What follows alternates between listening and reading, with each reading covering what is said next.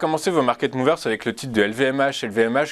Est-ce qu'on peut considérer LVMH encore survalorisé malgré la baisse de 13% du cours depuis 6 mois?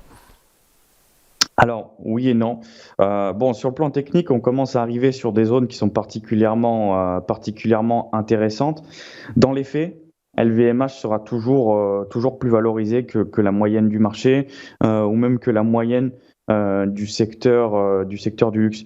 Donc, ce qui convient déjà de mettre en avant sont les avantages du dossier LVMH. Donc déjà, on a un portefeuille de marques diversifié et emblématique que l'on connaît pratiquement tous. Notamment d'ailleurs Birkenstock, je fais un petit parallèle parce que Birkenstock va s'introduire en bourse. Et c'est une société du groupe LVMH.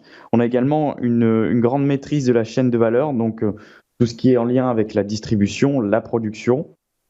On a des investissements dans l'innovation naturellement. On a une présence sur LVMH qui est internationale, que ce soit aux États-Unis, en Asie, en Europe. Et puis ensuite, on a une stratégie de croissance externe qui est réalisée par le biais d'acquisitions nouvelles, comme le fait le groupe finalement depuis une trentaine, quarantaine d'années, si ce n'est plus. Et puis ensuite, on a des performances opérationnelles qui sont assez importantes et puis meilleures que le secteur. Donc, alors nous, ce qu'on a réalisé, c'est qu'on a réalisé un comparable pour justement un peu identifier comment se situe le dossier LVMH au sein du secteur du luxe. Alors, donc ce qu'on a relevé principalement, c'est qu'effectivement, alors déjà on utilise le multiple enterprise value sur EBITDA qui à notre sens est beaucoup plus pertinent. Donc ce qu'on constate, c'est que le multiple médian du secteur est autour de 9,46 et celui de LVMH est autour de 14,44. D'accord ?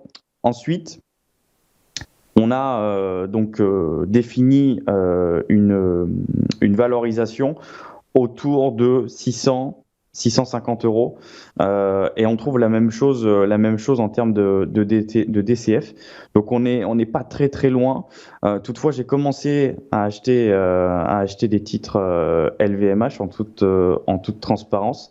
Donc ce qu'il convient de noter sur cette analyse comparable, et je vais vous expliquer pourquoi, selon moi, cette analyse comparable est bonne mais à la fois pas bonne. Premièrement, c'est que vous ne pouvez pas comparer des entreprises qui finalement n'ont pas les mêmes avantages concurrentiels, n'ont pas la même performance financière. C'est comme si vous compariez, si vous voulez, des véhicules qui ne sont pas de la même gamme. Vous voyez, même si on est au sein d'un même secteur, pour moi, l'analyse comparable ici n'a pas de sens. On l'a réalisé quand même puisqu'on tombe quasiment sur la même chose en réalisant une analyse DCF. Mais c'est aussi pour mettre en avant que parfois les méthodes de valorisation, il faut savoir les regrouper plutôt que d'en faire une seule qui peut nous donner un avis biaisé sur un titre. Donc LVMH, je serai également plutôt à l'achat. Sur le plan technique, on arrive sur des niveaux intéressants. Sur le plan fondamental, c'est un dossier qui reste excellent. Toutefois, je ne m'expose pas d'une manière déconsidérée sur ce dossier-là.